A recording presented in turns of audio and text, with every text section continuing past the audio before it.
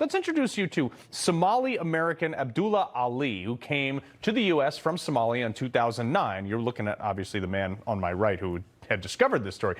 He became a U.S. citizen, started a nonprofit to help immigrants, started several businesses, including a multi-million-dollar migrant care service agency, and in 2024, he ran for president as he raised money to bankroll a militia in Somalia. Yes, you heard that right. A U.S. citizen who, according to the main wire, gave an interview with Kenyan media in which he said he raised money in the U.S.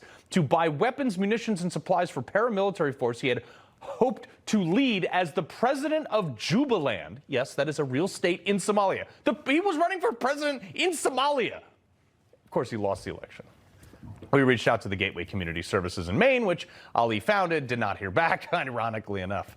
The man who broke this report, editor-in-chief of the Maine Wire, Steve Robinson, dude, this is crazy. You really can't make this stuff up. I mean, the guy's running a migrant services agency that bills MaineCare, which is what we call Medicaid, about $5 million a year. At the same time that he's running for president, and to be clear, in Somalia, that he's running to be the warlord of Jubaland. Elections in Jubaland aren't exactly like elections in America. It's, whoever has the most guns is able to certify the election. So he needed to buy a paramilitary organization and paramilitary support in order to win that election, and he lost it. But at the very same time that he was in Jubaland and Kenya trying to become a warlord in southern Somalia, he was getting no-bid contracts from the administration of Governor Janet Mills, a Democrat who has been in cahoots with Gateway Community Services from the very beginning. So if there's one thing that I would implore your listeners to understand, it's in Minnesota and in Maine, it's not just the Somali diaspora that has come over here and decided to engage in this criminal behavior. It's an industrial complex with the Democratic Party that enables and turns a blind eye to this behavior because they benefit from it through political support.